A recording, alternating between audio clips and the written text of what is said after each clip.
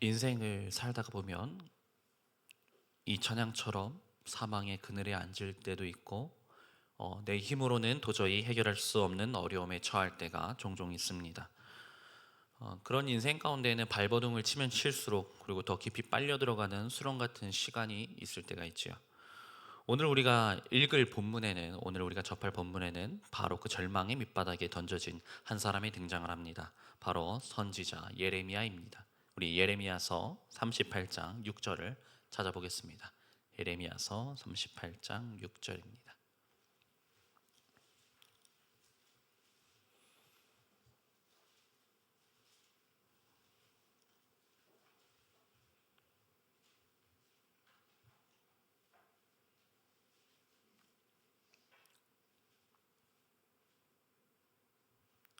함께 읽도록 하겠습니다. 시작.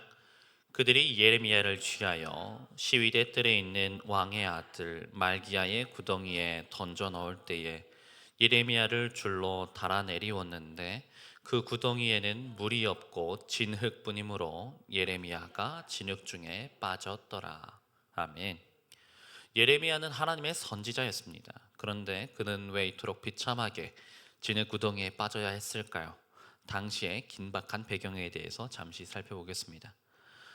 아, 나라는 두 갈래로 나뉘었습니다. 한쪽은 애굽을 붙잡고 있고 한쪽은 바벨론에 대항하자는 친 아, 한쪽은 애굽을 붙잡고 바벨론에 대항하자는 친애굽파가 있었고요. 한쪽은 바벨론에 항복해야 산다는 친바벨론파가 있었습니다. 왕과 신하들은 역사의 그 큰 물줄기 속에서 정치적 암투의 음모를 벌이고 있었죠. 이 피 튀기는 정치판 한가운데 예레미야 선지자가 나타나서 하나님의 말씀을 던집니다. 예레미야서 27장 12절입니다. 이것도 한번 찾아서 읽어볼게요. 예레미야서 27장 12절입니다.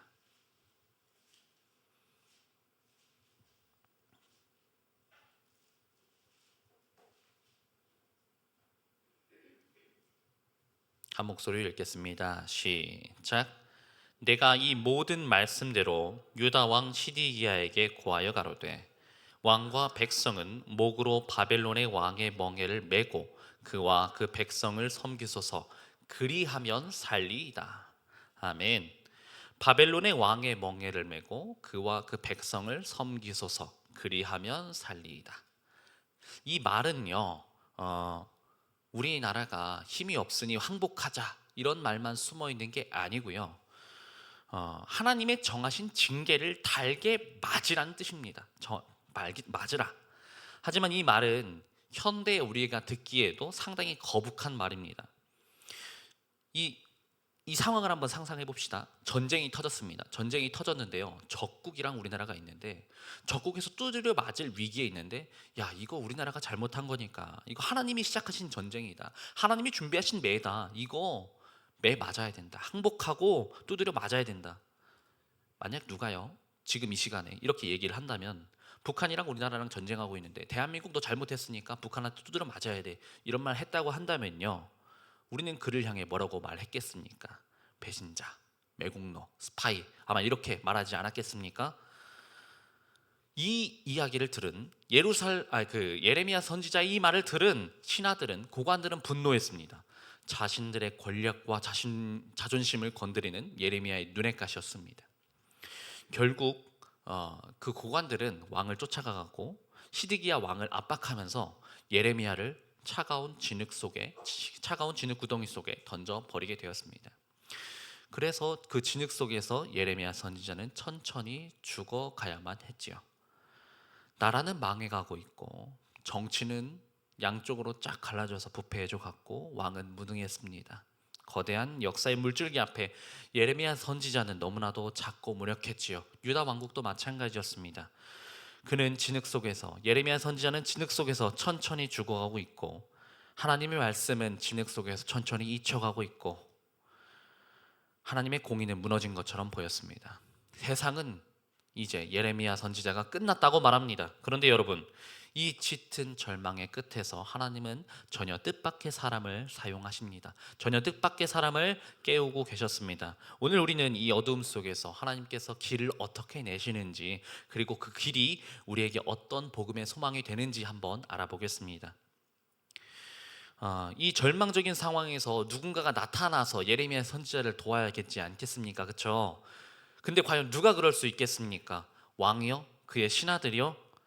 아니면 다른 누군가가 더 영웅적인 사람이 더 힘세고 능력 있는 어떤 영웅이 있을까요?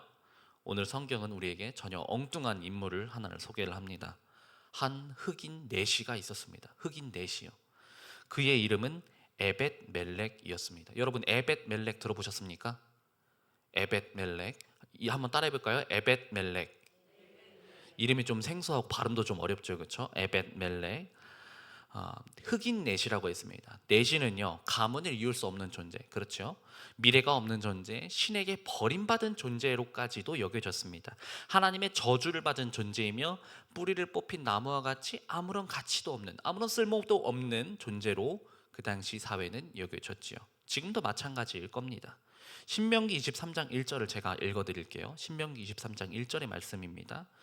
신랑이 상한 자나 신을 배인 자는 여호와의 총회에 들어오지 못하리라. 아멘.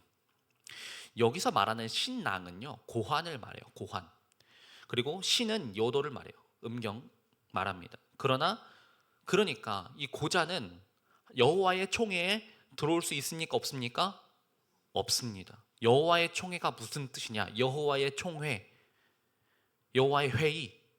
구약 시대에 이 총회에 참여한다는 것은요, 예배에 참석한다, 참석하지 못한다, 이런 의미가 아닙니다. 그것은 하나님께서 정하신 거룩한 백성에 속하느냐 속하지 못하느냐의 문제입니다. 즉 하나님의 통치와 보호의 대상이 될 수 있느냐 없느냐의 문제이고, 오늘날로 치면 이 신약 시대 이후에 지금까지 이제 치면은 하늘나라 시민권을 가질 수 있는 정식 멤버십 같은 겁니다. 하늘나라 시민권을 가진 멤버십. 내시는요, 신체적 결함 때문에 성전에 들어갈 수도 없었고 하나님의 백성들, 거룩한 백성들 그 사이에서도 끼어 있을 수가 없었습니다. 또 그는 어디 출신이냐? 구스 출신입니다. 구스. 즉 에티오피아 흑인 출신입니다.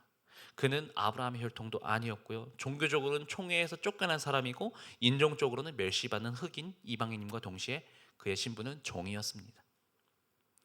이렇게 세상의 눈으로 바로 봤을 때는 그는요, 정말로 힘이 없고 아무것도 아닌 자 에벳 멜렉이 움직이기 시작합니다. 그는요, 예레미야 선지자가 구덩이에 빠졌다는 그 소식을 듣자마자 가만히 있을 수 없었습니다. 에벳 멜렉은 곧장 왕에게 달려갑니다. 당시 시드기야 왕은요, 어디에 있었냐면요, 성문에 딱 앉아 있었거든요. 그곳에는요, 많은 백성들이 있었고 많은 고관들, 많은 신하들이 그 왕 앞에 있었습니다. 하지만 에벤멜렉은 주저하지 않고 왕 앞에 가서 분명한 목소리로 고발을 합니다. 우리 고발의 내용을 함께 읽어보겠습니다. 예레미야서 38장 9절입니다. 38장 9절. 오늘은 조시는 분이 한 분도 없으셔서 너무 좋습니다. 예레미야서 38장 9절 함께 읽도록 하겠습니다. 시작. 내 주 왕이여, 저 사람들이 선지자 예레미야에게 행한 모든 일이 악하나이다. 성중에 떡이 떨어졌거늘 그들이 그를 구덩이에 던져 넣었으니 그가 거기서 죽여 죽으리이다. 아멘. 그는요, 이방인 중에 에벤멜렉, 정말로 힘없고 약한 그 사람이 정말로 권위 있고 높은 신하들과 왕 앞에 가서 이렇게 말합니다. 신하들 다 악합니다. 악을 행하였습니다 라고 직언하고 있습니다. 그는요, 그 자리에 목숨 내놓고 가서 외치는 자리입니다. 왕이 허락도 하지 않았는데 이 자리까지 나와서 말을 한다? 죽을 일입니다. 또 종의 신분으로서 왕의 앞에 가서 고관들의 잘못을 거론한다? 말을 한다? 설령 그게 진실이거늘 그것은 중요하지 않습니다. 그것은 사실 죽을 일입니다. 그러나 놀랍게도 하나님께서는 이 낮은 자의 목소리를 통해 왕의 마음을 움직이고 계십니다. 시드기야 왕이 이렇게 명령하지요. 10절을 읽겠습니다. 10절 읽습니다. 시작. 왕이 구스인 에벤멜렉에게 명하여 가로되 너는 여기서 30명을 데리고 가서 선지자 예레미야에 죽기 전에 그를 구덩이에서 끌어내라. 아멘. 왕의 허락을 받은 에벤멜렉은요 곧장 구덩이로 달려갈 줄 알았는데 그것이 아닙니다. 성경은요 그가 예레미야를 구하기 위해 어떤 준비를 했는지 적어 두셨습니다. 11절 읽겠습니다. 시작. 에벤멜렉이 사람들을 데리고 왕궁 곳간 밑방에 들어가서 거기서 헝겊과 낡은 옷을 취하고 그것을 구덩이에 있는 예레미야에게 줄로 내리우며. 아멘. 예레미야 선지자는요 진흙 속에 빠졌어요. 사실 1분 1초가 급한 상황입니다. 근데 에벤멜렉은요 왕궁 창고를 뒤지기 시작합니다. 무엇을 찾습니까? 낡은 헝겊과 낡은 옷들을 한 움큼 챙겨가는 거예요. 왜 그랬을까요? 그 사람들에게, 그 예레미야 선지자에게 밧줄 던지면 끌어올릴 수 있는 거거든요. 근데 에벤멜렉은 생각한 거예요. 아, 지금 예레미야 선지자는 오랜 기간 진흙 속에서 사투를 벌이고 있기 때문에 몸이 쇠약해질 대로 쇠약해졌을 것이다. 그리고 차가운 진흙 속에서 그 수분기 가득한 곳에서 계속 오래 이렇게 있었기 때문에 살점이 흐물해물해져서 많이 상처가 입을 수 있을 것이다. 그래서 밧줄을 바로 감는다면 그의 살점은 밧줄로 다 찢어지고 말 것이다. 이렇게 생각을 한 거예요. 그래서 에벤멜렉은 예레미야가 구덩이에서 이제 올라올 때 그런 작은 통증까지도 계산을 하고 가장 부드럽고 낡은 천조각들을 준비를 한 것입니다. 여러분, 이게 바로 에벤멜렉이 보여준 긍휼의 디테일입니다. 디테일.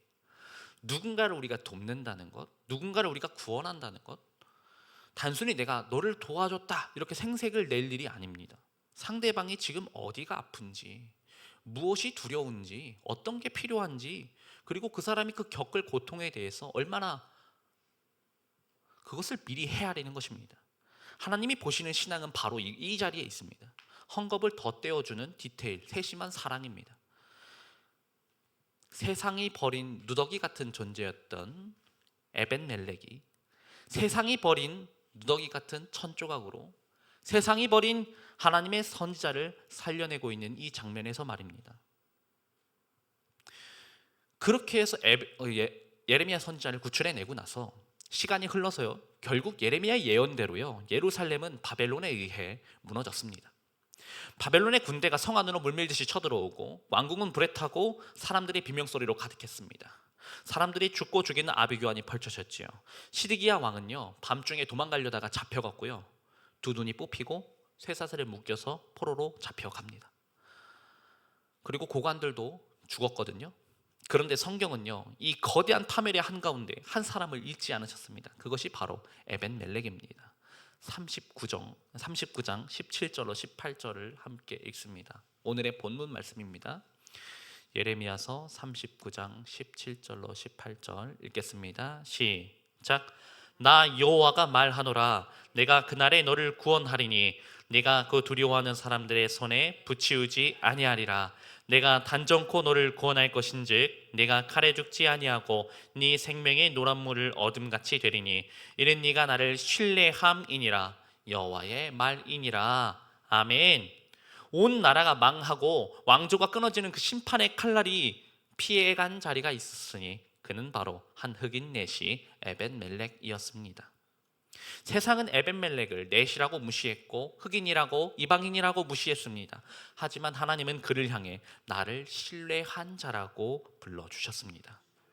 에벤멜렉이 예레미야를 구하던 그 세심한 디테일한 그 손길은 그것을 하나님께서는 착한 일로 보신 것은 아닙니다.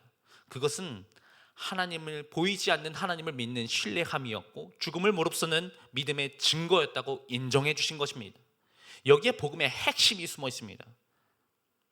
에벤멜렉은 여호와의 총회에 들어갈 수 없는 신분적 제약이 있었지요. 그는 하나님의 말씀을 오히려 부정할 수도 있었던 어떤 신분적 제약이 있었던 상황이기도 합니다.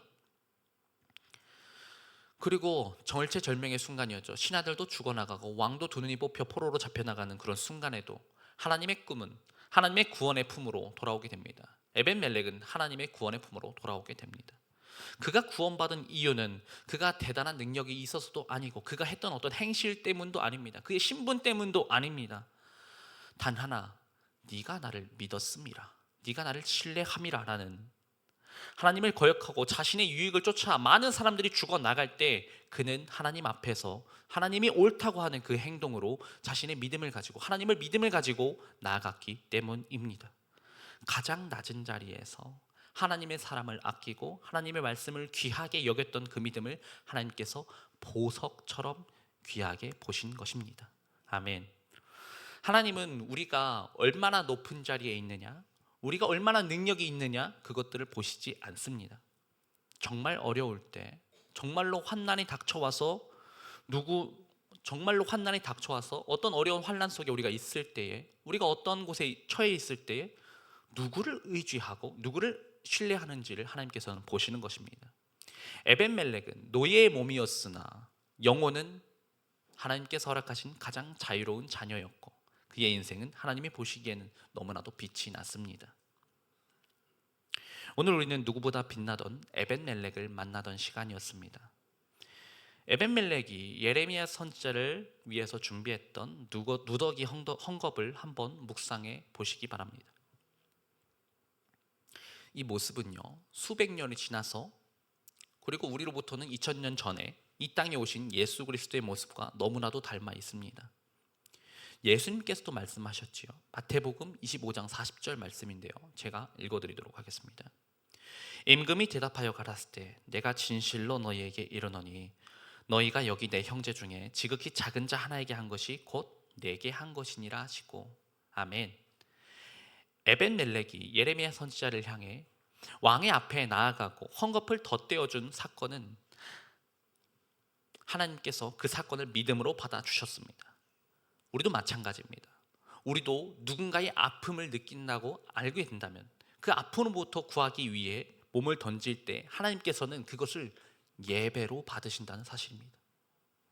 이제 우리는 이제 명절이죠. 명절을 맞이해서 가족들을 만나러 갑니다.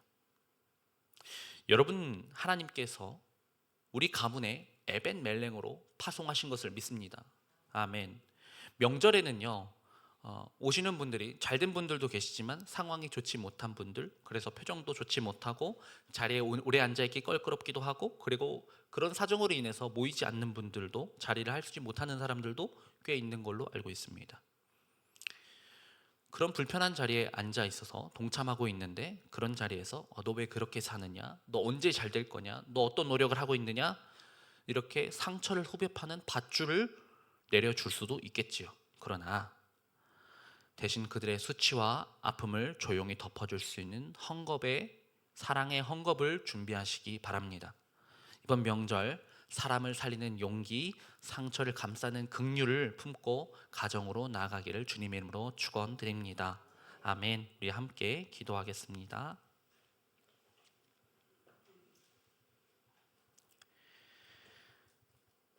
사랑과 긍휼이 풍성하신 하나님 아버지, 우리의 눈을 밝혀주셔서 인생의 진흙구덩이에 있는 자들을 건지게 하여 주시옵소서. 우리의 영혼을 먼저 건지게 하시고 우리의 가족을 구원케 하여 주시옵소서. 이번 명절을 앞두고 성도님들의 마음에 손을 올립니다. 웃으며 가족들을 맞이해야 하지만 마음 한편에는 두려움과 부담을 안고 가는 이들도 있고 이미 상처받은 말들로 힘들어하는 분들도 계십니다. 또한 발걸음이 무거운 분들도 계십니다. 그러나 이 자리에서 주님께서 먼저 우리를 위로하시고 치료하여 주시옵소서. 우리를 먼저 진액 속에서 건지시고, 또한 우리가 누군가에게 아픔을 마주한다면 날카로운 말의 밧줄만 내리는 것이 아니라 상처를 덮는 부드러운 헝겊을 함께 준비해 줄 수 있는 마음을 허락하여 주시옵소서. 그 사랑은 우리의 의가 아니라 하나님의 의, 하나님의 은혜임을 잊지 않게 하여 주시옵소서. 환난 날의 에벤멜렉을 기억하심 같이 오늘도 주님을 신뢰하는 성도님들의 삶과 가정을 붙잡아 주실 것을 믿습니다. 우리의 모든 만남 위에 평강과 희락을 가득 허락하여 주시옵소서. 우리를 살리시는 예수 그리스도 이름으로 기도를 드립니다. 아멘. 다 같이 주여 삼창하고 기도하겠습니다. 시작. 주여, 주여, 주여.